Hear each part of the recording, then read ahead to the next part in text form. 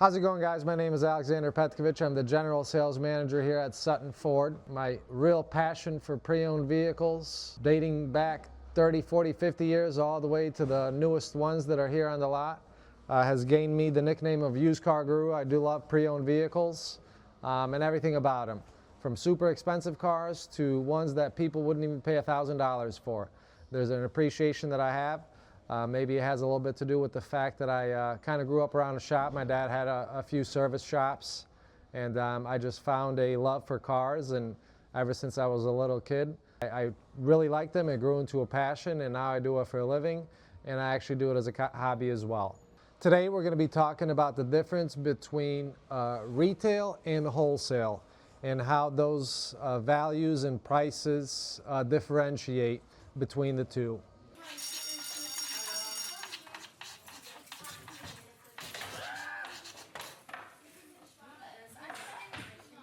So on the retail side, when we say retail, we mean a vehicle that is going to be sold on our lot. When we talk about wholesale, we talk about a vehicle that we may take in on trade that we're going to end up selling at auction. So the term wholesale relates to the fact that that vehicle is not going to be sold, at least by us, to a consumer, but it will be sold at an auction to a dealership that may see more value in the vehicle than we do, or has more time to put in a lot of work into the car to make it sellable. On the retail side, a retail vehicle that we see is anything that we are confident in that we would sell to a customer.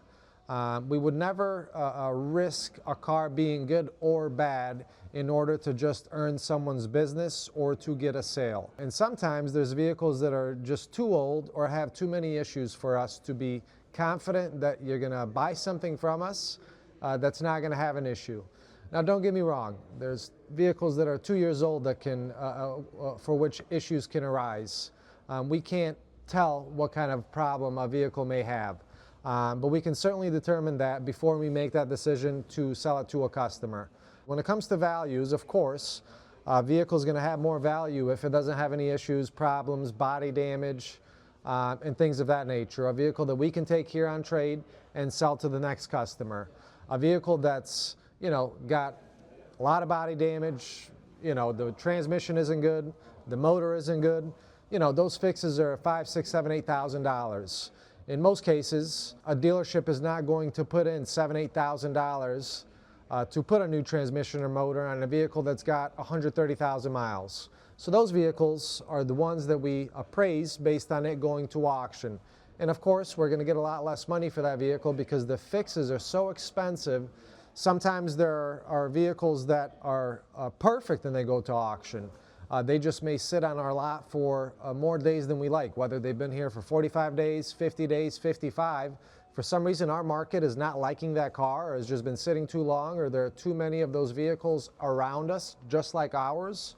We might not be able to sell it. There's other dealerships that might be able to sell theirs before we do, so we will end up wholesaling that car. Obviously, the value we put on it initially, 30, 40, 50, 60 days ago, that won't change. We still paid a certain amount of money for that car. But if we can't sell it and it's not for our market, and there's a dealership 300 miles away and they have a need for that car because they don't have enough, that vehicle is going to get sent to auction and it's going to get bought by someone. And I say that to simply say that not every vehicle that you send at auction is a bad car. There are great vehicles at auction. As a matter of fact, we purchased some vehicles at auction that are a year or 2 years old, and they end up being phenomenal cars. We certify them.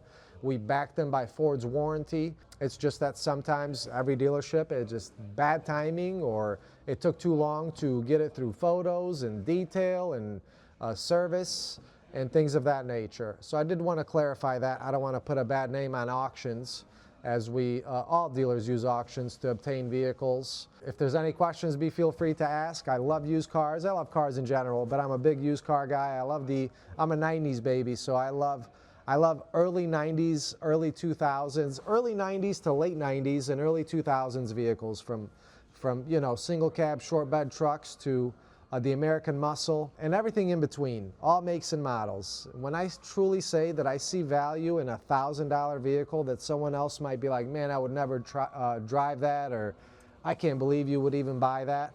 There's just something about them that intrigues me that makes me want to buy that vehicle, strip it all down, put new lights on it, parts, paint it, and literally spend 3, 4, 5, 6 months getting it back to as close to as I can to new. I'm not, I'm not a painter or a body guy or anything, so I try to do all that I can. But I truly love feeding that passion, and I think it translates into my day-to-day when I speak to customers, or if they have questions about cars. My passion goes into my day-to-day here, and I would like to think I make people feel confident in their purchase. With any questions they may have, they get a real answer, they get an honest answer, and that's all I have for you today. Thank you guys so much.